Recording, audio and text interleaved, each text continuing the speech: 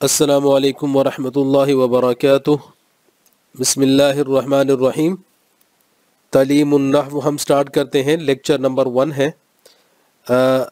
یہ علم النحو اور علم الصرف یہ دو وہ علوم ہیں جو کہ عربی سمجھنے کے لیے بہت زیادہ ضروری ہے۔ تو اگر ہم عربی سیکھتے ہیں تو ہمیں قرآن اور حدیث کو سمجھنے میں آسانی ہوگی۔ تو ہم اس طرح سے بالکل انیشیلی جو بالکل بگنرز ہوتے ہیں، جو پہلے درجہ میں پڑھتے ہیں، اولا میں پڑھتے ہیں، ان کے لیے بھی کافی ہیلپ فل ہے، اور جو اپنے گھر بیٹھے عربی سیکھنا چاہتے ہیں، قرآن و حدیث کی بیسک سیکھنا چاہتے ہیں، وہ بھی اس سے استفادہ کر سکتے ہیں۔ تو سب سے پہلے علم النحو کی تعریف۔ علم النحو وہ علم ہے جس سے اسم، فعل اور حرف کو جوڑ کر جملہ بنانے کا طریقہ معلوم ہو اور ہر کلمہ کے آخری حرف کے اعراب کی وجہ معلوم ہو۔ یعنی علم النحو کے اندر ہم دو مین چیزیں پڑھتے ہیں۔ ایک یہ ہے کہ اسم، فعل اور حرف کو جوڑ کر یہ تین چیزیں جو ہے، ان تین کلموں کو ہم ملائیں گے اور اس سے جملہ بنائیں گے، تو یہ طریقہ ہم سیکھیں گے۔ اور اس کے علاوہ دوسری چیز جو ہم سیکھیں گے وہ یہ ہے کہ ہر کلمہ کے آخری حرف کے اوپر اعراب کیا ہے، زبر، زیر، پیش، جزم، اور وہ کیوں ہے، کس وجہ سے، وہ وجہ ہمیں معلوم ہو۔ اسم، فعل اور حرف کیا چیز ہے وہ آگے چل کے بتاؤں گا، لیکن ڈیفینیشن کے مطابق کہ ان تین کلمات کو یعنی اسم، فعل اور حرف کو کیسے جوڑیں گے کہ ہم جملہ بنائیں، اور دوسری چیز وہ یہ ہے کہ کلمے کے آخری حرف کے اعراب کی وجہ کیا ہے۔ مثلا ہم لکھتے ہیں الحمدللہ، اب للہ بولتے ہیں تو یہاں پر ہا کے نیچے کیا ہے، زیر ہے، تو اب نیچے ہا کے نیچے زیر کیوں ہے، کس وجہ سے ہے، یہ وجہ ہمیں معلوم ہو۔ اس طرح ہم لکھتے ہیں کوئی اور، اگر ہم دیکھتے ہیں بیت اللہ، اب بیت اللہ بولتے ہیں تو اللہ کے نیچے یہاں پر زیر ہے، ہا کے نیچے، تو یہ زیر کیوں ہے۔ اس طرح سے اور کوئی بھی کلمہ لے لیں اور اس کا آخری حرف اگر ہم لکھتے ہیں کہ انعمتو، تو اب تا کے اوپر پیش کیوں ہے، کس وجہ سے ہے، تو یہ کسی کلمے کے آخری حرف کے اوپر اعراب کیا ہے، زبر، زیر، پیش یا جزم، دو زیر دو پیش، تو یہ کس وجہ سے ہے، وہ وجہ ہمیں معلوم ہو، وہ ہم سیکھیں گے علم النحو کے اندر۔ اب علم النحو کا موضوع کیا ہے؟ علم النحو کا موضوع کلمہ اور کلام ہے۔ کلمہ اور کلام، اب کلمہ اور کلام کی ڈیٹیل اسی لیکچر میں آگے چل کر ان کی ڈیٹیل آئے گی۔ اب علم النحو ہم کیوں سیکھتے ہیں؟ علم النحو کا فائدہ کیا ہے، سیکھنے کا فائدہ کیا ہے؟ علم النحو سیکھنے کا فائدہ یہ ہے کہ آدمی عربی زبان بولنے، پڑھنے اور لکھنے میں غلطی سے بچ جاتا ہے۔ یعنی اگر ہم علم النحو سیکھیں گے تو ہمیں پتہ چلے گا کہ یہاں پر زیر، زبر، پیش کہاں پر لگائیں گے، یہ ہم سیکھیں گے۔ جب ہم یہ زبر، زیر، پیش جو ہم غلطی کرتے ہیں قرآن پڑھنے میں، حدیث پڑھنے میں، تو وہ جو غلطی ہم کریں گے تو اس غلطی سے ہم محفوظ رہیں گے کہ اب ہم یہ کریں گے کہ ان دو کلمات کو ہم ملاتے ہیں، جملہ بناتے ہیں، تو اب ان دونوں کو کیسے ملائیں گے، زبر کہاں پر لگائیں گے، زیر کہاں پر لگائیں گے، پیش کہاں پر لگائیں گے، ان کو کیسے جوڑیں گے، یہ طریقے جب ہم سیکھیں گے تو ہم بولنے میں بھی غلطی نہیں کریں گے، پڑھنے میں بھی غلطی نہیں کریں گے اور لکھنے میں بھی غلطی نہیں کریں گے۔ تو اس طرح سے ہم قرآن اور حدیث کو اچھی طریقے سے سمجھ سکتے ہیں۔ اب دوسری ڈیفینیشن، لفظ کیا ہے؟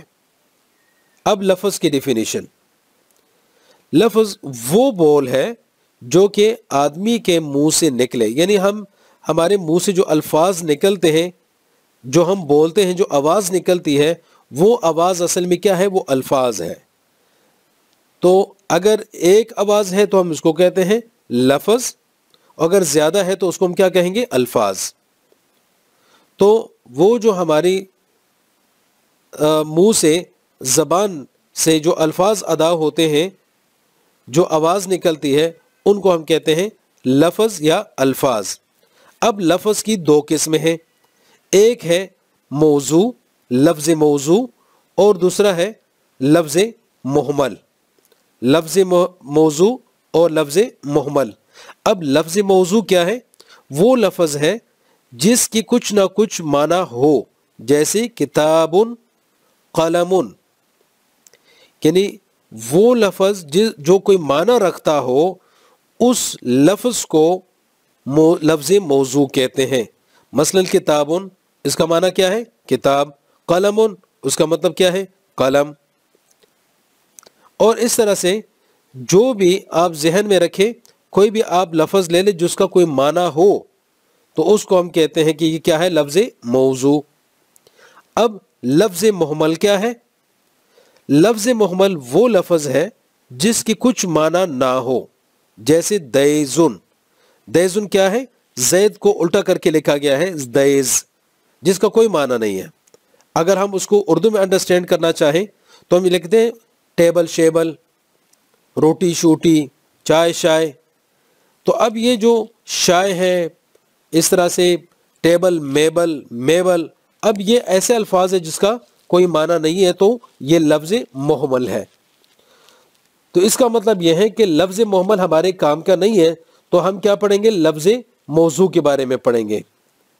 تو لفظ موضوع کی دو قسمیں ہیں، لفظ موضوع کی دو قسمیں ہیں، نمبر ایک مفرد اور نمبر دو مرکب۔ اب مفرد کیا چیز ہے؟ مفرد وہ لفظ جو اکیلا ہو، جیسے کتاب۔ اب کتاب ایک ہی لفظ ہے، قلم ایک ہی لفظ ہے، زید الگ ہے، تو ایک ہی ہے۔ تو جب ایک لفظ اکیلا موجود ہو، اس کے ساتھ کوئی آگے پیچھے کوئی اور الفاظ ملے ہوئے نہ ہو، تو اس لفظ کو کہتے ہیں کہ یہ کیا ہے؟ مفرد ہے۔ مرکب کیا ہے؟ دو یا دو سے زیادہ ملے ہوئے لفظوں کو مرکب کہتے ہیں، جیسے کتاب اللہ، دو الفاظ کو ملا لیا، ایک ہے کتاب اور ایک ہے اللہ، تو دونوں کو ملایا کتاب اللہ، یعنی اللہ کی کتاب۔ تو اب دو یا دو سے زیادہ، یہاں پر دو الفاظ ہیں، یعنی ایک سے زیادہ الفاظ ہیں، تو وہ کیا ہے؟ مرکب ہے۔ ایک لفظ اکیلا ہے تو وہ مفرد ہے۔ اب ہم پورا لکھتے ہیں، مثلا الحمدللہ رب العالمین، اگر ہم یہ پڑھیں گے تو اس میں الفاظ زیادہ ہے، الحمد ایک لفظ ہے، للہ الگ لفظ ہے، رب الگ لفظ ہے، عالمین الگ لفظ ہے، تو چار الفاظ ہیں وہاں پر۔ تو یہ کیا ہے؟ مرکب ہے۔ یعنی دو یا دو سے زیادہ الفاظ ملے تو اس اور جملہ بنائے تو اس کو کیا کہتے ہیں؟ مرکب۔ اب ہم آتے ہیں مفرد کے آگے ڈیٹیل کے بارے میں۔ لفظ مفرد کو کلمہ بھی کہتے ہیں۔ اب ہم آگے کلمہ والا لفظ استعمال کریں گے، یعنی لفظ مفرد لفظ کو کیا بولتے ہیں؟ کلمہ۔ کلمہ کی کتنی قسمیں ہیں؟ تین قسمیں ہیں، نمبر ایک اسم، نمبر دو فعل، نمبر تین حرف۔ یہ جو اوپر ہم نے ڈیفینیشن پڑھی ہے، دوبارہ آپ ڈیفینیشن کو پڑھیں گے پھر زیادہ سمجھ آ جائے گی جب آپ کو اسم، فعل اور حرف کے بارے میں بھی پتہ چل جائے۔ تو کلمہ کی کتنی قسمیں ہیں؟ تین قسمیں ہیں، اسم، فعل اور حرف۔ یہ جو کلمے کی تین قسمیں ہیں، ان کی یہ تین قسمیں، یعنی اسم، فعل اور حرف۔ اب ان تینوں کی ڈیٹیل ہم آگے لیکچر نمبر 2 میں انشاءاللہ میں سمجھاؤں گا، اور ان کی ڈیٹیل آئے گی لیکچر نمبر 2 میں۔